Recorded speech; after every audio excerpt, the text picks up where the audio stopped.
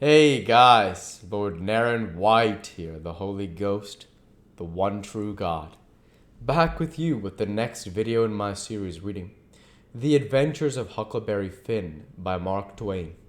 Without further ado, returning to The Adventures of Huckleberry Finn, as read by Lord Naren White. There, don't. Yes, I'll go before breakfast. I'll be glad to, and leave my sisters with them. Yes, never mind about them. They've got to stand it yet a while. They might suspicion something if all of you was to go. I don't want you to see them, nor your sisters, nor nobody in this town. If a neighbor was to ask how is your uncle's this morning, your face would tell you something. No, you go right along, Miss Mary Jane, and I'll fix it with all of them. I'll tell Miss Susan to give your love to your uncles and say you went away a few hours for to get a little rest and change or to see a friend, and you'll be back tonight or early in the morning.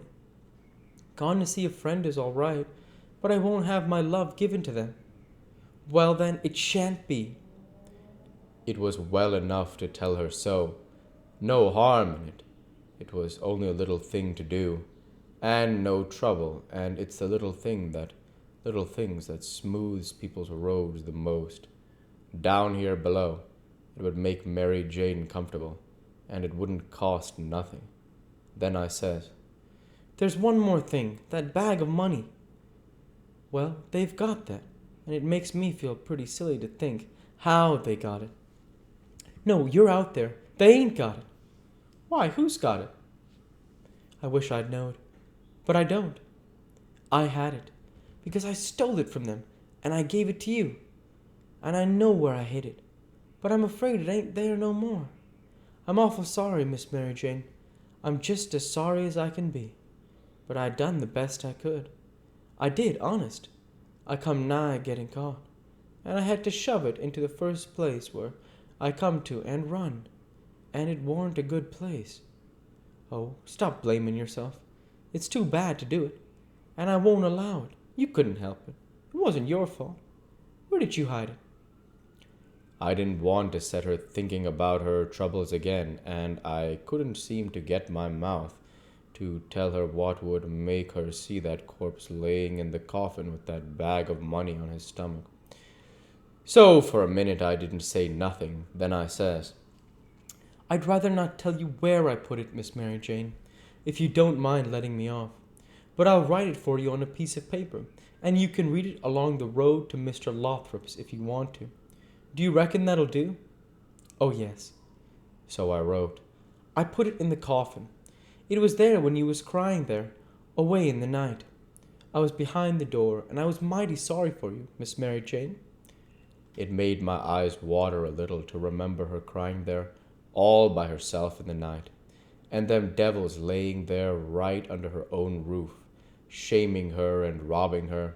And when I folded it up and give it to her, I see the water come into her eyes too, and she shook me by the hand hard and says, Goodbye. I'm going to do everything just as you've told me. And if I don't ever see you again, I shan't ever forget you. And I'll think of you a many and many a time, and I'll pray for you too. And she was gone. Pray for me. I reckon if she knowed she'd take a job that was more nearer her size. But I bet she done it. Just the same, she was just that kind. She had the grit to pray for Judas if she took the notion. There weren't no back down to her, I judge. You may say what you want to, but in my opinion she had more sand in her than any girl I ever seen. In my opinion she was just full of sand. It sounds like flattery, but it ain't no flattery. And when it comes to beauty and goodness too, she lays over them all. I ain't ever seen her since that time that I see her go out of that door, no. I ain't ever seen her since. But I reckon I've thought of her many and many a million times, and of her saying she would pray for me, and if ever I thought it would do any good or for me to pray for her, blamed if I wouldn't a done it or bust. Well, Mary Jane, she lit out the back way, I reckon, because nobody see her go. When I struck Susan and the hare lip, I says, What's the name of them people over on the other side of the river? that's you all goes to see sometimes? And they says, There's several, but it's the Proctors mainly. That's the name. I says. I most forgot it. Well, Miss Mary Jane, she told me to tell you she's gone over there in a dreadful hurry. One of them's sick. Which one? I don't know, leastways. I kind of forget, but I thinks it's... Sakes alive. I hope it ain't Hanner. I'm sorry to say it, I says. but Hanner's the very one. My goodness. And she's so well only last week. Is she took bad? It ain't no name for it. They set up with her all night. Miss Mary Jane said, and they don't think she'll last many hours. Only think of that now. What's the matter with her? I couldn't think of anything reasonable right off that way, so I says, Mumps. Mumps your granny? They don't set up with people that's got the mumps. They don't they? You'd better bet they do with these mumps. These mumps is different. It's a new kind, Miss Mary Jane said. How's it a new kind? Because it's mixed up with other things. What other things? Well, measles and whooping cough and chrysiplus and consumption in yaller janders and brain fever and I don't know what all. My land. And they call it the mumps? That's what Miss Mary Jane said. Well, what in the nation do they call it the mumps for? Why, because it is the mumps. That's when it starts with. Well, there ain't no sense in it. A body might stump his toe and take pissin' and fall down the well, I think it's poison, and break his neck and bust his brains out, and somebody come along and ask what killed him, and some numbskull up and say, why, he stumped his toe. Would there be any sense in that? No, and there ain't no sense in this, neither. Is it catching? Is it catching? Why, how you talk. Is a harrow catching? In the dark? If you don't hitch one to one tooth, you're bound to on another, ain't you?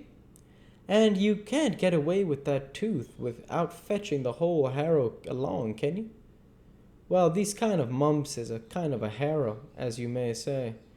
And it ain't no slouch of a harrow nother. And you come to get it hitched on good. Well, it's awful, I think, says the harelip.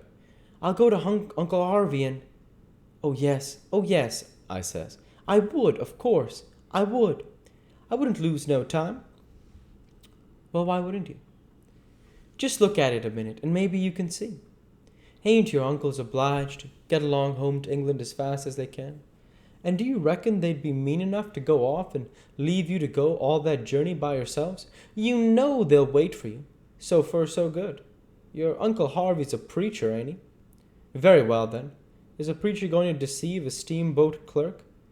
Is he going to deceive a ship clerk so as to get them to let Miss Mary Jane go aboard? Now you know he ain't. What will he do then?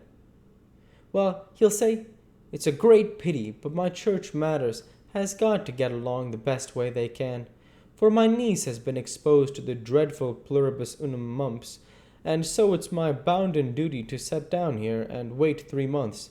It takes to show on her if she's got it. But never mind, if you think it's best to tell your Uncle Harvey. Shucks, and stay fooling around here when we could all be having good times in England, whilst we was waiting to find out whether Mary Jane's got it or not. Why, you talk like a muggins. Well, anyway, maybe you'd better tell some of the neighbors. Listen at that now. You do beat off all for natural stupidness. Can't you see that they'd go and tell? That there ain't no way but just not to not tell anybody at all. Well, maybe you're right, yes.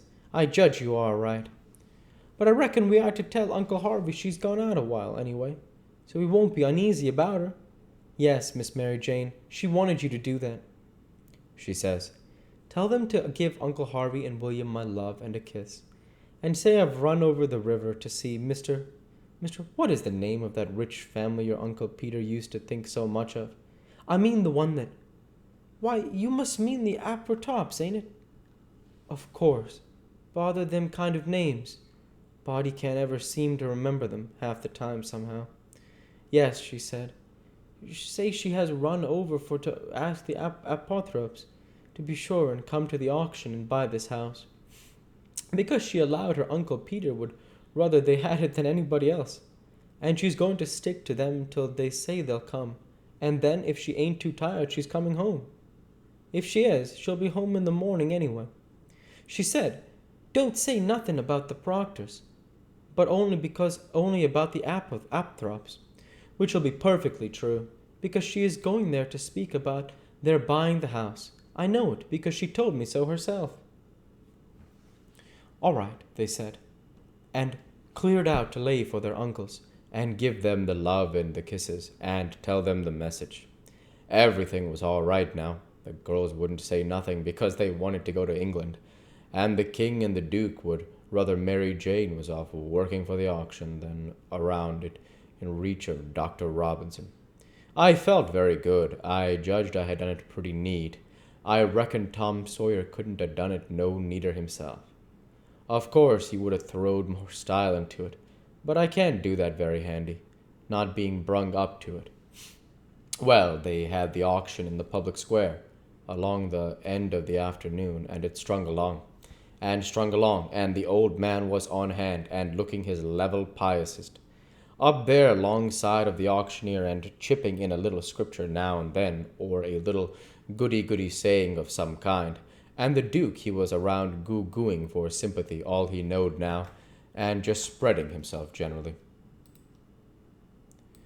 We'll go ahead and stop there for this week. As usual, I want to say thank you for watching, and I hope you enjoyed. Please like, comment, and subscribe, as it greatly helps the channel. Light be with you all. Take care, and thanks again.